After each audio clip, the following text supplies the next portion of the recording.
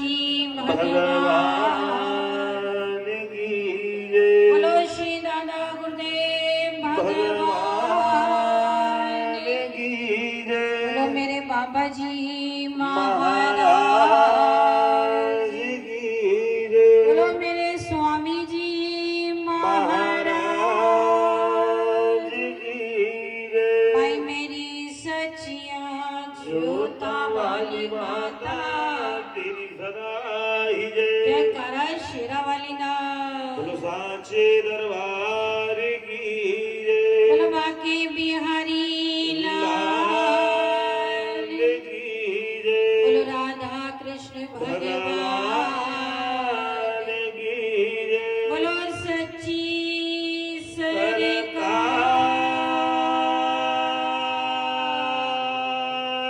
की जय। आज अगर सुख जीवन में नहीं तो ये मेरे कर्मों का खेल।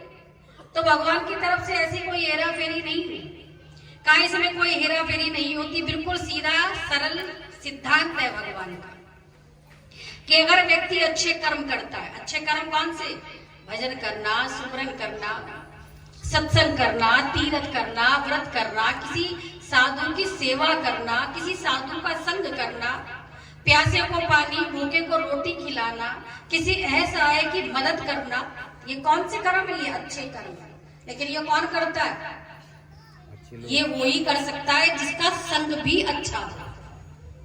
कहा अच्छे कर्म करता है तो उसे कहा मिल, कहती है ऐसे व्यक्ति को जीते जी क्या मिल जाती है? शांति। मगन रहता है, जैसा भी गुजर रहा है सोचता है।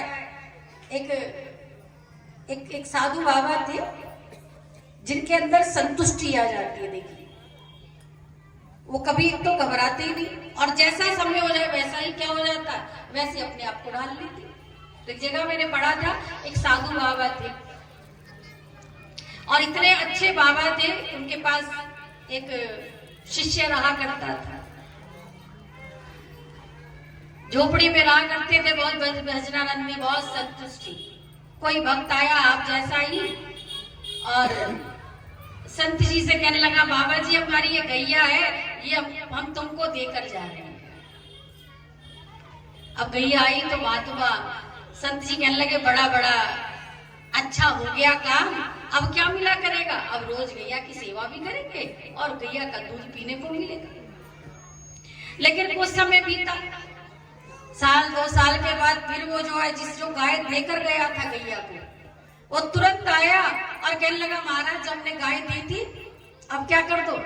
अब हमें वापस कर दो, हम ले जाना चाहते हैं। तो वो जो सेवक था वो तो थोड़ा परेशान हो गया कि अब गैया चली जाएगी तो दूध कहाँ से मिलेगा। तो कहने लगा महाराज गैया चली जाएगी, तो कहने लगा अरे पागल, चली जाएगी तो अरे गोबर रोज उठाना पड़ता था, इसका अच्छा चली जाएगी तो गोबर नहीं उठाना पड़ेगा। तो यानी मन की संतुष्टि आई थी, तब भी संतुष्टि आ गई है, ठीक है, और चली गई तब भी नहीं घबराए, तब भी मन में विचार कर लिया जो हो रहा है वो अच्छा ही हो। तो ऐसी संतुष्टि किसको मिल जाती है? जो नित्य प्रतिदिन क्या करता है? एक साधु का संग करता है और बैठकर भगवान का जो मंत्र मिला है गुरु के द्वारा उसको जाप करता है, जीते जी संतुष्टि मिल जाती है। लेकिन क्या है, अगर इस धरती पर रहकर कोई दुष्कर्म करता है, दुष्कर्म कौन कौन से? दारू पी लेना, किसी को असहाय को सता देना, सट्टा जुआ खेलना, मीट मांस अंडा को सीटी लगा लगा कर उबाल कर खा लेना, ये सब क्या है? ये दुष्कर्म है। और दुष्कर्म जैसा करोगे, व्यक्ति अगर बुरे कर्म करता है तो इसी धरती पर उसे दंड भी क्या करना पड़ता है? भुगतना पड़ता है। आप नहीं, ऐसा दंड तो बड़े बड़े राजाओं ने भी भुगता। आपने राजा धृतराष्ट्र की कहानी सुनी है? उसने हंसनी के 100 अंडे खाए थे राजा ने, और वो हंसनी किसकी थी? ब्राह्मण की। और वही 100 हंसनी के जो अंडे खाए थे, वही जब राजा धृतराष्ट्र का जन्म हुआ वही 100 पुत्र बनकर पैदा हुए। और वो 100 पुत्र कहाँ मारे गए? वो 100 पुत्र महाभारत के युद्ध में मारे गए और अंत में ऐसा भी नहीं हुआ कि कोई धृतराज को क्या दे देता, अंत में कोई उसको कांधा भी नहीं देता। और हम तो पता नहीं अब तक कितने खा गए, कितने मुर्गा खा गए, कितने बकरा खा गए। तो सबका परिणाम, सबका भुगतना है हर चीज का अर्थात दुख और विपत्तियों में पड़ा रहता है। और जो व्यक्ति बिल्कुल कर्महीन होता है, कुछ कर ही नहीं पाता है। जो व्यक्ति कर्महीन होता है अर्थात कोई कर्म नहीं कर पाता है, उसे विभिन्न प्रकार के पदार्थ है यहाँ पर, लेकिन उसको कोई भी चीज का फल प्राप्त नहीं होता है। तो यानी कर्म ही प्रधान है और जीव जैसा कर्म करता है उसको वैसा ही फल प्राप्त होता है। तो आज हमारा बहुत बड़ा सौभाग्य है कि आज हमें क्या मिल रहा है, आज हमें गुरु महाराज जी की कृपा से सत्संग प्राप्त हो रहा है। और सत्संग की बहुत बड़ी महिमा है। सत्संग की एक एक घड़ी का बहुत ही बड़ा मूल्य बताया है। देखिए, दो चीजें होती है, एक सत्संग जो आप कर रहे हैं और इसके अलावा एक और चीज होती है, उसको कहते हैं तप करना। और तप कब कहा करा जाता है, कैसे किया जाता है? तब जंगल में जाके किया जाता है, घर परिवार छोड़ना पड़ता है, अपना नगर अपनी जन्मभूमि छोड़नी पड़ती है, तब कहीं जाकर जंगल में तप किया जाता है। तो एक है सत्संग और दूसरा है तप। अगर आप जितने भी यहाँ पर बैठे हैं, आपसे पूछा जाए कि वो तप बड़ा है या ये सत्संग बड़ा है, तो आपकी नजर में कौन सी चीज बड़ी है? आप बताइए, क्या बड़ा है? सत्संग। लेकिन सत्संग में आकर फिर भी चबड़ तो कहाँ बड़ा है? आपके लिए तो बहुत छोटा है, बड़ा नहीं है।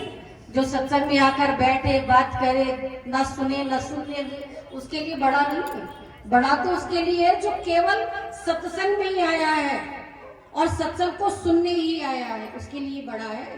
कहने मात्र से बड़ा नहीं माना जाएगा, मानोगे तब आपके लिए बड़ा है। तो देखिए, सत्संग की एक घड़ी का कितना बड़ा महत्व बताया गया है। कहा है सत्संग की आधी घड़ी। और एक घड़ी कितने मिनट की होती है? एक घड़ी होती है केवल मात्र 24 मिनट की। और यहाँ पर कितनी घड़ी बताई? केवल आधी घड़ी। तो आधी घड़ी कितने मिनट की हुई बताइए? बताइए कितने मिनट की हुई? 12 मिनट की। तो यहाँ 12 मिनट की बात की गई है बस केवल। तो कहा है सत्संग की आधी घड़ी और तप के बरस 1000। तप के बरस 1000 कोई गिनती नहीं है, ना 1 ना 2 ना 1000 ना 10,000 ना लाख ना करोड़, अथा अनंत। काय सत्संग की आधी घड़ी तप के बरस 1000 और काय तो भी नहीं बराबरी और संतन कियो विचार। तो एक 12 मिनट की घड़ी का, 12 सेकंड का, मिनट का कितना बड़ा क्या है अर्थ बताया। तो आपको बड़े सौभाग्य से मिला है। काय सत्संग अथार अनंत है। काय हरि, जैसे हरि अनंत है वैसे हरि की कथा भी कौन है? हरि की कथा भी अनंत है। आज यहाँ हो रही है, कल कहीं और हुई थी, उससे परसों आगरा हुई थी, आगरा से पहले मथुरा हुई थी, और यहाँ से कल आगे किसी नगर में जाना है। कहाँ है? एतमादपुर के पास कोई गांव पड़ता है, हमारे रमेश की जन्मभूमि है, वहां कल सत्संग है। और उसके बाद 14-15 का हिमाचल में सत्संग है। तो जैसे हरि अनंत है वैसे ही हरि की कथा भी अनंत है। और कथा को जितना भी सुनाया जाए, जितना भी गाया जाए, क्या नहीं हो सकता है? उसकी कथा कभी क्या नहीं हो सकती है? कभी खत्म या समाप्त नहीं हो सकती है। अनंत और अथा, जैसे वो अनंत है उसकी कथा अनंत है। और कथा कहाँ है? कथा कहाँ सुनाई जाती है? सत्संग। और अब सत्संग क्या है? सत्संग एक अथाह सागर है। और उस अथाह सागर की अगर एक बूंद भी कहां किस पर पड़ जाए? हम पर पड़ जाए। इस अथाह सागर की अगर एक बूंद भी हम पर पड़ जाए, यानी इस अथाह सत्संग में इतने लोग सुनाने वाले आते हैं, उस सुनने में से, उस जो सुना है उसमें से अगर एक शब्द भी क्या हो जाए, हमको याद रह जाए, तो क्या हो जाएगा, उस एक शब्द से हमारे जीवन का कल्याण हो जाएगा। लेकिन होगा तो तभी याद जब उसको ध्यान से सुनोगे। कि अगर एक बूंद भी मिल जाए तो क्या हो जाएगा, हमारे जीवन का कल्याण हो सकता है। तो आज वो अथाह सागर में आए हैं, और वो अथाह सागर में लेकिन क्या है, ये जीव क्या हो रहा है, इस संसार को भी एक अथाह सागर कहा गया है। यहां तक पहुंचा है लेकिन फिर भी क्या है, बेखबर सा पड़ा है। ये 5 भौतिक जीवन मिला है, लेकिन इस अथाह सागर की एक बूंद कब प्राप्त होगी, बताइए कब प्राप्त होगी। इस अथाह सागर की एक बूंद जब प्राप्त होगी, जब कौन मिल जाएगा, जब कोई साधु का संग मिल जाएगा, जो इस सागर तक हमको हाथ पकड़ कर ले जाएगा। मैं कई बार एक दृष्टांत सुनाती हूँ कि लकड़ी थी बेजान सी, उस लकड़ी की कोई कीमत नहीं थी, और वो लकड़ी कहाँ पड़ी थी, वो बेजान सी लकड़ी एक सागर में पड़ी थी। और वो सागर में पड़ी थी तो क्या होता था उस लकड़ी का, सागर की लहर अगर इधर उठती थी तो लकड़ी क्या हो जाती थी, वो बेजान सी उधर चली जाती थी, उधर से लहर उठती थी तो इधर आ जाती थी, तो लकड़ी भी इधर आ जाती थी।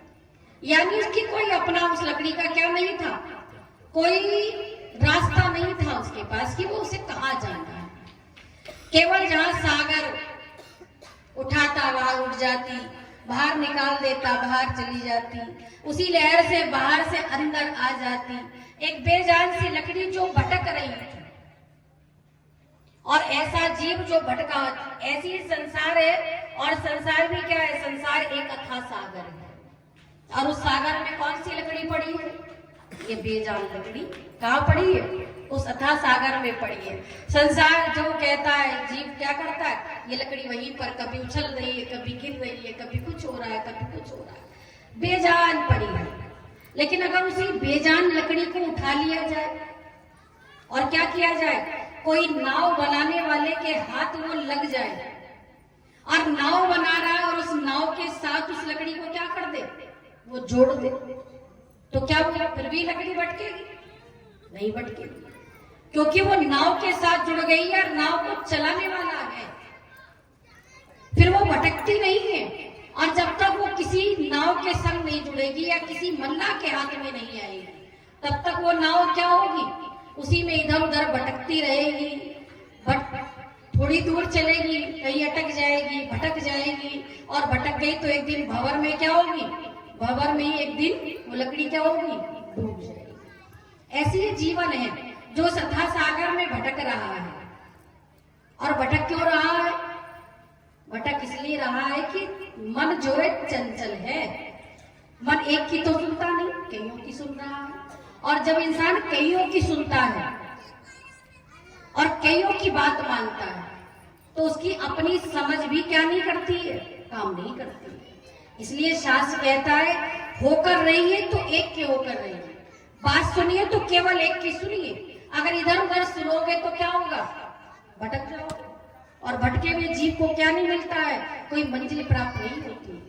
और हमारा जीवन भी भटक रहा है, क्या कहा, ये बहुत अनमोल जीवन है, इसे भटकाइए मत। गुरु शरण बहुत भाग्य से प्राप्त होती है, और जो गुरु शरण को छोड़ दे, जो इस लोक में ही भटक गया, तो वहां जब जाएगा तो क्या बिना भटके रह जाएगा, नहीं रहेगा। तो क्या कहा, अनमोल तेरा जीवन यूं ही गवा रहा है, अनमोल तेरा जीवन यूं ही गवा रहा है, अनमोल तेरा जीवन यूं ही गवा रहा है, अनमोल तेरा जीवन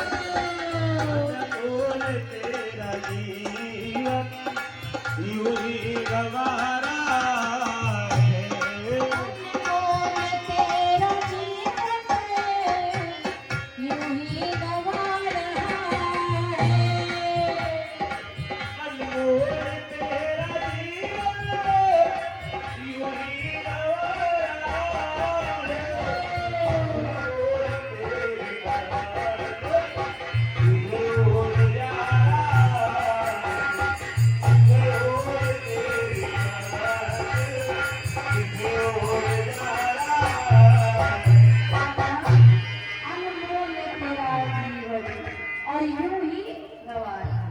वो बेजान लकड़ी कब तक कटनी है? जब तक वो किसके हाथ में नहीं आ गई, किसी मल्लाह के हाथ में नहीं आ गई।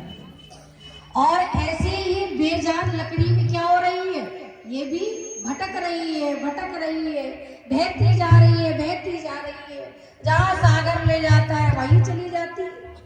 लेकिन अगर इस बेजान लकड़ी को कौन मिल जाए, कोई संत रूपी मल्ला मिल जाए, तो क्या होगा?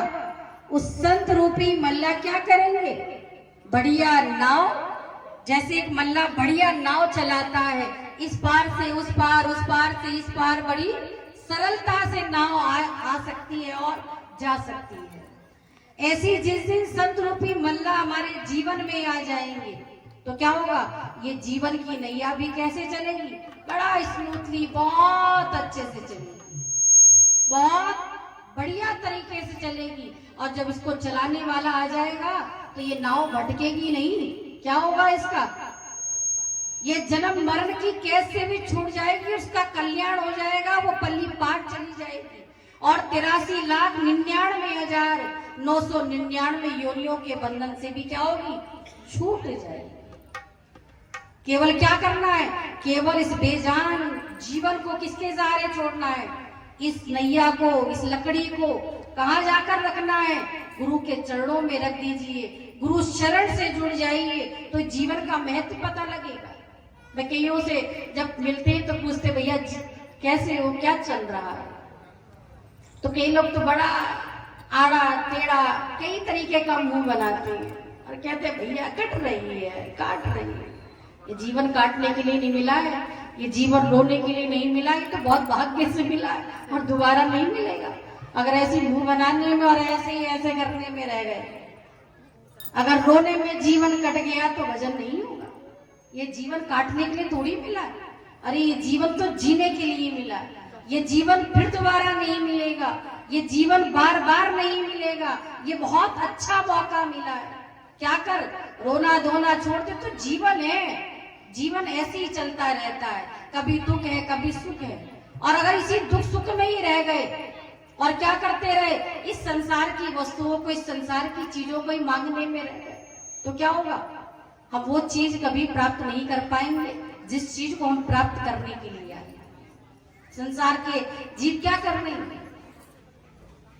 एक राष्ट्रपति से राष्ट्रपति, और राष्ट्रपति जो होता है वो कौन होता है?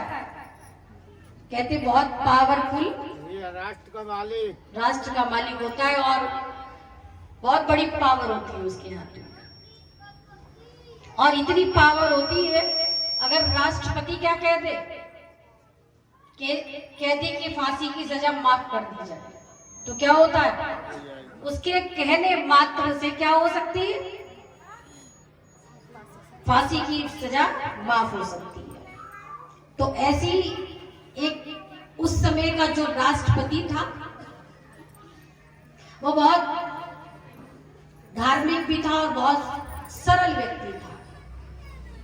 एक दिन उस राष्ट्रपति के मन में आई कि हम बहुत जगह तो जाती रहती हैं, और विचार करने लगा कि सब जगह जाते, लेकिन हम आज तक कहाँ नहीं गए, आज तक हम किसी जेल में नहीं गए। और मन में इच्छा पैदा की कि आज जितने भी जेल में कैदी हैं उनसे क्या करेंगे, उन कैदियों से हम मिलकर आएंगे।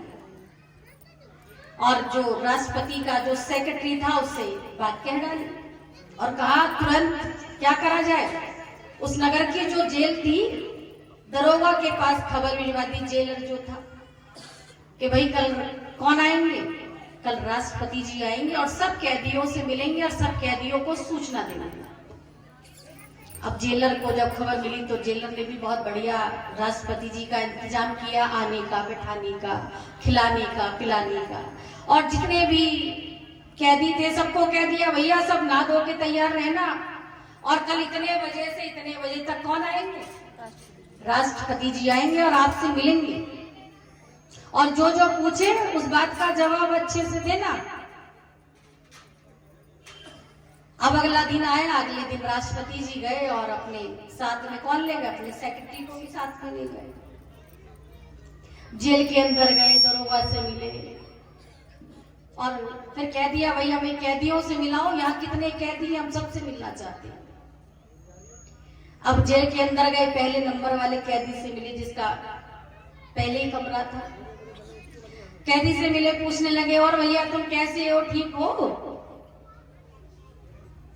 क्या महाराज ठीक तो है, बस कि कोई परेशानी है, कोई परेशानी है तो हमको बताओ। भाई राष्ट्रपति हो तो और परेशानी का समाधान कर सकता था, पावरफुल व्यक्ति है।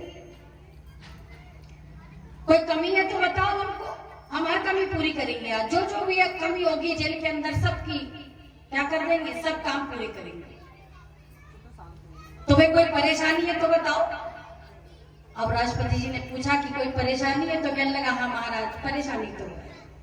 कि क्या परेशानी बताओ? कि महाराज जेल में ना, जिस कमरे में हम रहते हैं उस जेल में मच्छर बहुत है, आप कोई पंखे की व्यवस्था बना दो तो आराम से रात को क्या आ जाए, नींद बढ़िया तरीके से आ जाए। राष्ट्रपति जी के साथ सेक्रेटरी तो था ही, तुरंत कह दिया पंखा लगवाओ भाई। तुरंत ऑर्डर हुआ, तुरंत पंखा लगाया गया। अगले कैदी से मिले, हाँ भाई तुम कैसे हो, ठीक हो, क्या हाल चाल है, बहुत बातें की। उससे भी पूछा तुम्हें भी कोई परेशानी है जेल के अंदर? क्या महाराज वैसे तो सब ठीक है लेकिन कुछ तो परेशानी है। कि क्या परेशानी है? कि महाराज जो बिछाने के लिए कंबल दिया ना वो बहुत चुभता है हमारे, और जो ओढ़ते वो भी बहुत चुभता है ना, तो नींद आती है और दिन में तो पता ही है काम करना पड़ता है। तो बढ़िया एक कंबल की व्यवस्था हो जाए हमारे तो आपकी कृपा होगी। तुरंत राष्ट्रपति जी ने ऑर्डर दिया सेक्रेटरी को, बढ़िया गद्दा और बढ़िया चद्दर लाई जाए, बढ़िया कंबल दिया जाए। तुरंत मिल गया। तीसरे कैदी के पास गए, उससे पूछा भैया तुम्हें भी कोई परेशानी है जेल के अंदर? कि हाँ महाराज हमें भी परेशानी है। कि क्या परेशानी है? कि महाराज यहाँ खाना तो मिलता है लेकिन उस दाल में दाल कम होती, पानी ज्यादा होता है, और रोटी भी कोई कच्ची है, कोई पक्की है, कोई मोटी है, खाना ठीक नहीं मिलता है। आप खाने की व्यवस्था बना जाए तो बहुत बढ़िया रहेगा। तो सेक्रेटरी को कहा भी दरोगा जी से कहना खाना बहुत बढ़िया क्या किया जाए, अच्छा बनवाया जाए। वो समस्या भी समाधान। चौथे के पास गए, उससे पूछा भैया तुम्हें भी कोई परेशानी है? कहने लगा हाँ महाराज हमें भी परेशानी है, पीने का पानी अच्छा नहीं मिलता है, पानी बहुत खारा है, पानी की अच्छी व्यवस्था हो जाए तो बढ़िया रहे, हम प्यासे ही रह जाते, पानी अच्छा ही नहीं लगता। करते करते सब कैदियों से मिले, हर एक की कोई ना कोई समस्या राष्ट्रपति जी ने सब समाधान कर दिया। लेकिन मिलते मिलते मिलते मिलते एक लास्ट में जब जिससे मिले तो वो कैदी कौन था? वो कैदी कोई समझदार और सत्संगी भी था। उससे पूछा भैया तुम्हें भी कोई परेशानी है? और कोई परेशानी हो तो बताइए, हम तुम्हारी हर बात का हल करेंगे। लेकिन वो तो समझदार था, हाथ जोड़ के खड़ा हो गया। कहने लगे राष्ट्रपति जी केवल हमारी तो समस्या जो है वो तो है, वो हर समस्या हम झेल लेंगे, लेकिन अगर हमारे लिए आप कुछ करना ही चाहते हैं तो क्या कर दीजिए, केवल हमारी यहां से जेल से रिहाई करवा दीजिए तो आपकी बड़ी कृपा होगी। तो कहने का भाव क्या है कि संसार एक जेल है और उस जेल के हम सब कौन है? हम सब कैदी हैं। और कभी कभी राष्ट्रपति जी से मिलना हो जाए तो हम क्या करते हैं? बेटा दे देना, बहू दे देना, शादी करा देना, मकान बना देना, गाड़ी दिलवा देना, नौकरी लगवा देना, दादी बना देना। कैदी है यही मांगते रहते, लेकिन कोई ऐसा नहीं मिलता जो कह दे गुरु महाराज हमारे को तो बंधनों से मुक्त कर देना। कोई ऐसा नहीं मिलता कि हमारी तो जन्म मरण की कैसे हमें छुड़ा देना। केवल क्या, कभी राष्ट्रपति मिल जाते तो क्या करते? संसार की चीजों को मांगने लगते।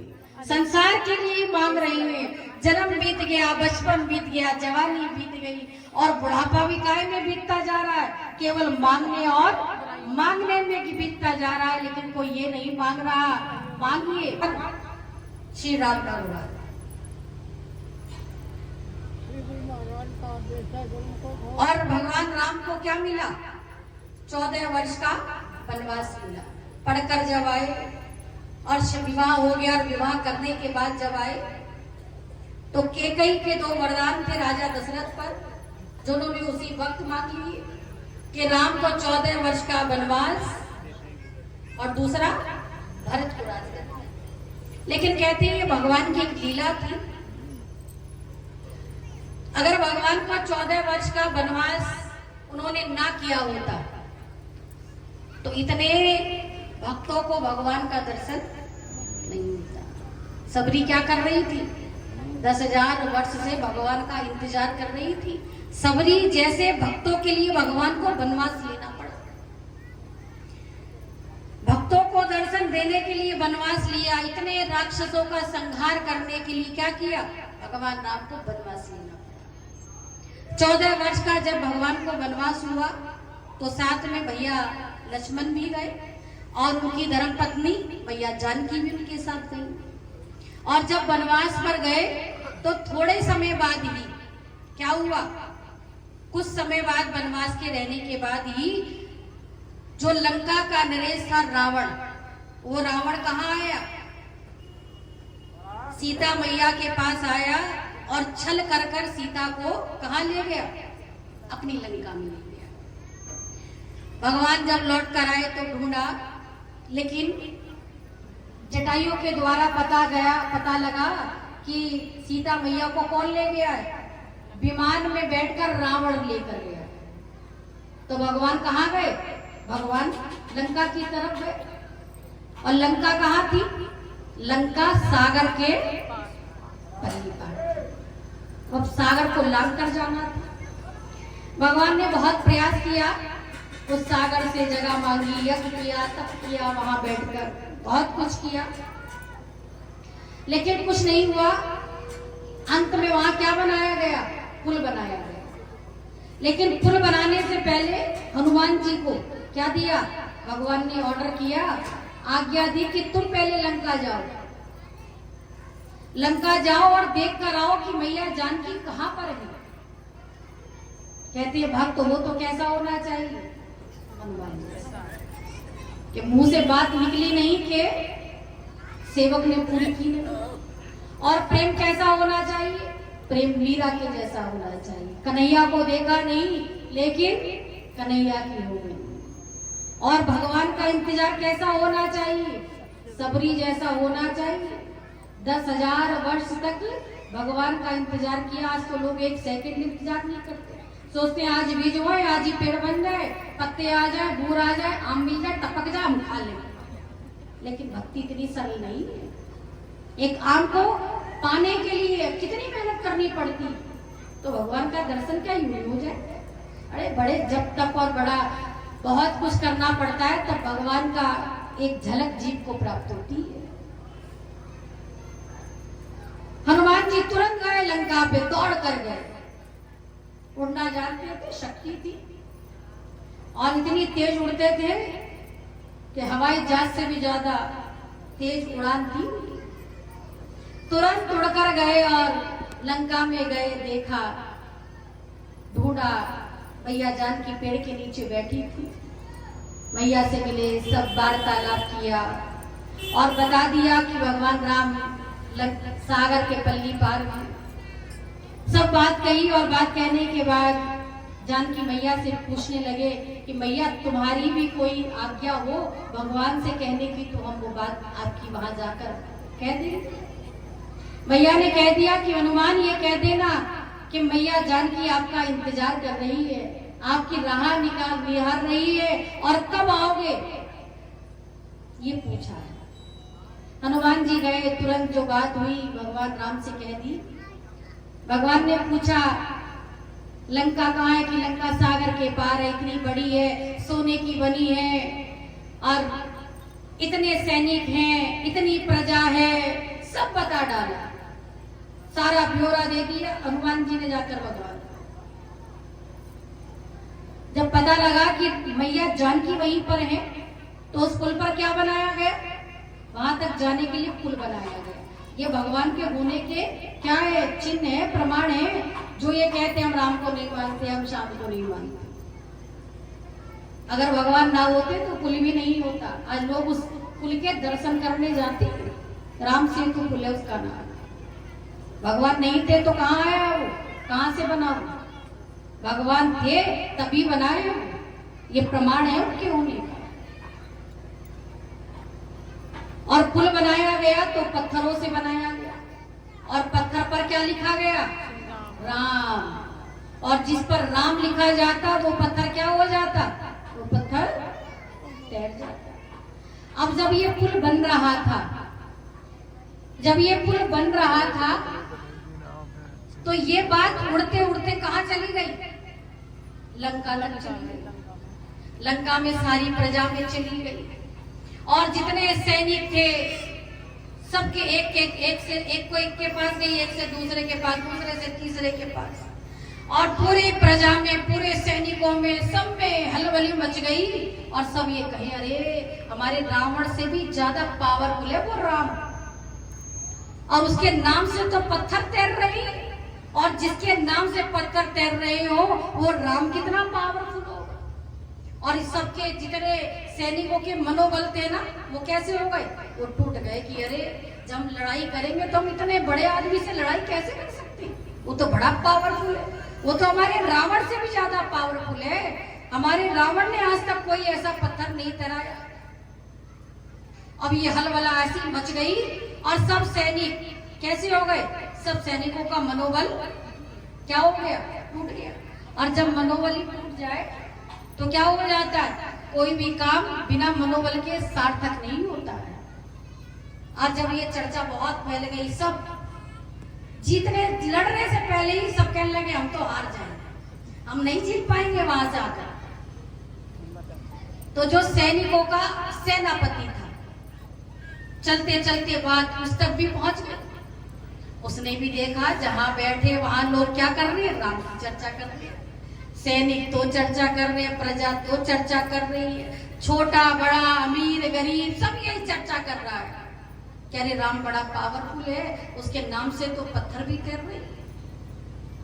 अब सैनिक ने सोचा अगर सैनिकों का मनोबल टूटा ही रह गया तो हम तो लड़ने से पहले ही समझ लो हारे पड़े।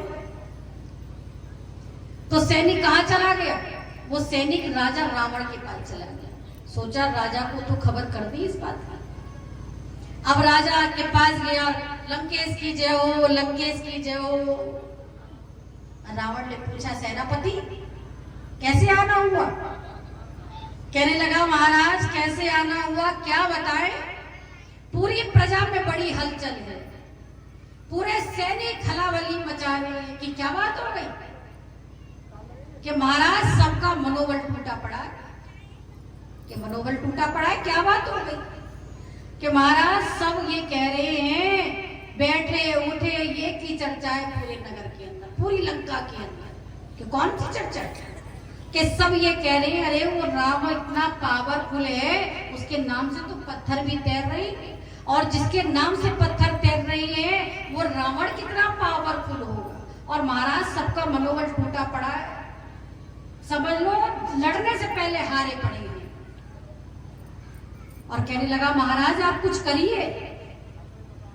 अब रावण ने सोचा करना तो कुछ पड़ेगा, अगर मनोबल टूटा रहा ऐसे तो काम बिगड़ जाएगा। अब रावण भी चतुर था, तुरंत कहा कल ऐसा करो जितनी जनता है, जितने सैनिक है, भाला चलाने वाले, तीर चलाने वाले, कमान चलाने वाले, भाला सब जितनी भी प्रजा है सबको ऑर्डर दो, आज्ञा दो कि राजा लंकेश का ऑर्डर है कि सब कहाँ मिले? सागर के किनारे पर मिले। एक सागर के किनारे कौन थे? राम जी पुल बना रहे थे, और दूसरे किनारे पर लंका थी, और उसी किनारे पर बुला लिया कि सब लोग आए। अब सेनापति ने सबको खबर कर दी, ढोल बज गए, जगह जगह खबर होने लगी, भाई राजा रावण बुला रहे हैं, सबको बुला रहे हैं, सबको बुला रहे हैं। समय दे दिया 2 बजे आएंगे भाई, सबको आना है। अब 2 बजे राजा रावण का सिंहासन लगा दिया बहुत ऊंचा। अब रावण जी आए, सिंहासन पर चढ़ गए, देखा इतनी सारी जनता। और कहने लगे, जनता से पूछा कि घबरा क्यों रहे? अरे उस राम में कुछ भी नहीं है, अरे उस राम से ज्यादा तो पावरफुल हमें। अरे हमने इतना जप किया, हमने इतना तप किया, और 9 के 9 गिरे हमारे सिंहासन हमारे पैरों में रहते हैं। हम चाहे तो ब्रह्मा को आवाज लगा के अभी बुला लें, और हम क्या नहीं कर सकती हैं? हमने इतना तप किया, इतना बल किया, और हमसे बड़ा राम नहीं है। और भैया जनता में बहुत सारे क्या किए, जैसे एक नेता होता, अगर इलेक्शन चल जाए तो नेता क्या करता है? नेता जब गली में वोट मांगने आता है तो बड़े उत्साह से कहता है, क्या कहता है? हम गली बनवा देंगे, हम नाले बनवा देंगे, हम टंकी का पानी ले आएंगे, हम तुम्हारी बुजुर्गों की पेंशन बनवा देंगे। और इतने जोश से बोलता है कि पब्लिक को ये लगता है कि ये सही विधायक है, इसको क्या करना चाहिए? इसको वोट देना चाहिए। कि बाद में बने ना बने वो तो बाद की बात है। तो ऐसी रावण था, बहुत बढ़िया भाषण दिया, और जितने बैठी थी जनता सबके मन में उत्साह बढ़ गया। अब तो सब करने लगे, राजा लंकेश की जय हो, राजा लंकेश की जय हो, जय जयकार होने लगे। और रावण ने सोचा अब तो मनोबल बरकरार हो गया, अब काम ठीक हो गया। राजा उतरने ही वाला था, अपनी सिंहासन पे जहाँ खड़ा था, तो एक हमारे प्रभाकर बाबा जैसा कोई बुजुर्ग था वहां पर। कहने लगा, देखो महाराज, आपकी हमने सब बात सुनी, हम सब बात मान लेंगे, लेकिन हम ये सब बात जितनी आपने कही है ये तब मानेंगे जब आप एक काम करके दिखा दो। रावण ने पूछा, क्या करके दिखाना बताओ? अब रावण को क्या पता था कि बाबा जी क्या कह देंगे। उसने कहा, तुम बताओ, हम हर काम करें। तो वो जो बुजुर्ग था कहने लगे, महाराज ऐसा करो, जैसे वो पत्थर राम जी तैरा रहे हैं, ऐसे एक पत्थर तैरा के दिखा दो। सागर वही है, किनारा वही है, एक पत्थर तैरा कर दिखा दो तो हम भी मान जाएंगे कि तुम भी राम से जैसी ही पावरफुल। और रावण ने सोचा, ये तो बड़ी अजीबोगरीब बात कह रहा है, और सोचने लगा, अगर पत्थर नहीं तैराया तो भी जितना भाषण दिया है सब बेकार हो जाएगा, सब बात गड़बड़ा जाएगी। अब तैराना तो पड़ेगा। चतुर था, बुद्धिमान था रावण, और जानता था राम की कीमत। कहने लगा, ठीक है, तो एक पत्थर ले आओ। अब सैनिक गया, इतना बड़ा पत्थर उठा के ले आया, जनता को दिखाया कि देखो ये पत्थर है जो आया। अब राजा रावण के हाथ में पत्थर दे दिया। रावण उतरा नीचे और हाथ में पत्थर था, एक कोने में गया और तुरंत गया, तुरंत आ गया, और तुरंत आकर पत्थर काय में डाल दिया? सागर में डाल दिया। तो क्या हुआ उस पत्थर का बताइए? वो पत्थर तैर गया। अब वो पत्थर तैर गया तो भैया फिर तो जनता की आंखों से देख लिया, जय जयकार। अब तो सब समझ गए कि अब तो भैया कोई कमी नहीं है, जितना राम पावरफुल है उतना हमारा राजा भी पावरफुल है। सब मनोबल बढ़ गया। अब राजा भी प्रसन्न कि जनता मान गई हमारी बात को। अब तो जनता को हमने प्रसन्न कर दिया, और जनता जो चाहे, कहते जनता ही है जो एक मामूली आदमी को कहाँ तक पहुंचा देती है? संसद भवन तक पहुंचा देती है। सही बात है। और अगर जनता ना चाहे तो वहां तक नहीं पहुंचा सकती है। जनता बहुत काम कर सकती है। अब जनता तो प्रसन्न हो गई। अब रावण ने सोचा अब सब काम ठीक हो गया, उतरे, और भाषण देते देते समझाते समझाते शाम हो गई। राजा अपने लंका में गया, लंका में भी अपने कक्ष में गया, और कक्ष में अपने जब गया तो उन्हें कौन मिली? मंदोदरी मिली। अब जब ये पत्थर रावण ने तैराया तो ये बात कहां तक चली गई? मंदोदरी तक भी चली गई कि आज हमारे पतिदेव रावण ने क्या किया है? सागर में पत्थर तैराया है, और पत्थर तैर भी गया है। लेकिन कहती जितनी क्या हो रहा है ये तैराया, लेकिन मंदोदरी को इस बात पर भरोसा नहीं हुआ कि हमारे राजा रावण ने क्या करा है? पत्थर तैराया है। कहते धर्म पत्नी अपने आदमी के बारे में इतना जानती है जितना उसको पैदा करने वाली नहीं जानती है। सही बात, चलेगा उठेगा बैठेगा, निगाह से समझा देती है यहाँ क्या करना है। सही बात। अगर कहीं सभा में आना भी बैठा हो तो देख ले तुरंत तो समझ जाता है, सीधे कहने के लिए करिए तुरंत सीधा हो जाता है। आज शक्ति है, सब कुछ जानती है। नारी शक्ति। तो जो पति अपने पति को जितना जानती है उतना और कोई उसको नहीं जान सकता है। उठने बैठने से भी जान जाती है, गलत चल रहा हो तो समझ जाती है और निगाह से समझ जाती है अब क्या कहने वाला है। और कहने से पहले हाँ क्या कहेगा बता क्या चाह रहा है तुरंत। तो वही मंदोदरी जी थी, मंदोदरी भी अपने पति को सब तरीके से जानती है। वो जानती थी जो पत्थर तेरा है वो हमारे रावण राजा की इतनी पावर नहीं कि वो पत्थर तेरा है। रावण जी आए, अपने हाथ पैर धोए और भोजन का समय था। कहने लगे मंदोदरी भोजन ले आओ, भोजन करेंगे। अब मंदोदरी जी भोजन लेकर आई और रख दिया। और पहले क्या हुआ करता था, जब पति खाना खाता था तो पत्नियां क्या करती थी, बराबर में बैठकर हवा करती थी। अब बैठती तो अभी भी है लेकिन अब हवा नहीं करती। और वो हवा करते करते क्या करती है पत्नियां, आज की बात नहीं है तो चली आ रही रीत है। जितनी बातें होती है ना अच्छी बुरी, औरत कब कहती है जब आदमी खाना खाने बैठता है, देखो जी ऐसी बात, देखो जी वैसी बात। दुरानी नहीं हो कहती, जिठानी नहीं हो कहती, बेचारा सुबह का थका आ रहा है, शाम को आया वो 2 रोटी भी चैन की नहीं है। अब मंदोदरी जी भी हवा कर रही थी, सोचा यही वक्त है बात करने का, तो चले जाएंगे सो जाएंगे। कहने लगी राजा साहब हमने सुना है कि तुमने आज सागर में पत्थर तैराया है। राजा रावण कहने लगा और क्या, आज हमने पत्थर तैरा दिया सागर में। मंदोदरी कहने लगी पत्थर तो तैरा है हम जानती, लेकिन ये बताओ वो पत्थर कैसे तैरा है। रावण कहने लगा कैसे तैरा, अरे हमने तैराया है, हमारा इतना बल इतना तप इतना जप है हमारा, हमने अपने तप बल से सागर में पत्थर तैरा दिया। मंदोदरी कहने लगी सही सही बताओ, हम जानते हैं तुम्हारे तप को भी तुम्हारे बल को भी और तुम्हारे जप को भी जानते हैं कि कितना किया है कितना नहीं किया है। हमसे ज्यादा जानकारी और कोई किसी के पास नहीं तुम्हारे बारे में। सही सही बताओ पत्थर कैसे तैरा। दोबारा पूछा, दोबारा भी राजा कहने लगा अरे अरे मंदोदरी कैसी बात कर रही है, अरे अपने बल से तैरा दी। मंदोदरी कहने लगे हम नहीं मानेंगे, चाहिए बात कितनी बार कहना है। सही सही बताओ कि पत्थर कैसे तैरा। और देखो अगर अभी नहीं बताओगे तो कल जब सिंहासन पर बैठोगे और समाज बैठा होगा तब उनके सामने पूछेंगे राजा साहब कि कल पत्थर कैसे तैरा। इसलिए अगर अभी अकेले में ही बता दो तो लाज बची रह जाएगी। अब रावण ने सोचा धर्म पत्नी है, कुछ भी कर सकती है, चाहे तो चोड़े में पिटवा दे और चाहे तो पिटते हुए को बचा के भी लिया, बहुत बड़ी पावर है।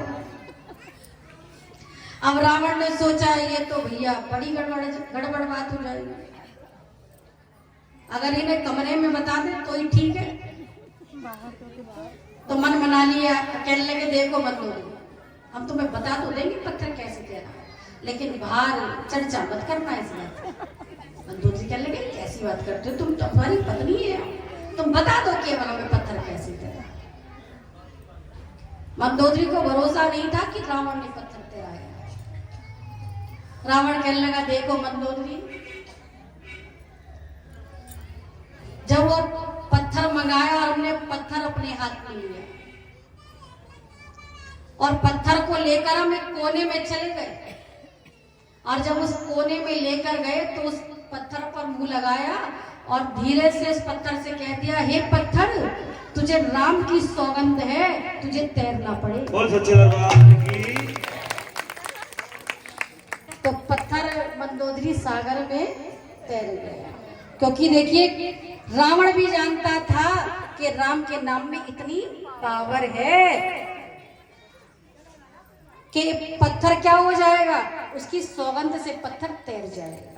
और जब उसकी सौगंध से पत्थर तैर सकता है तो क्या उसका भजन करने से हम भव सागर से पार नहीं हो सकती।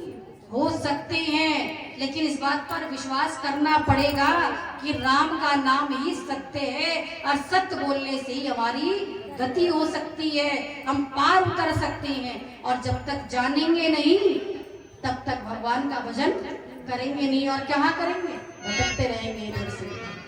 लेकिन सत्संग क्या करता है, सत्संग भटकाता नहीं है, सत्संग तो हमें क्या करता है, सत्संग तो हमें विश्वास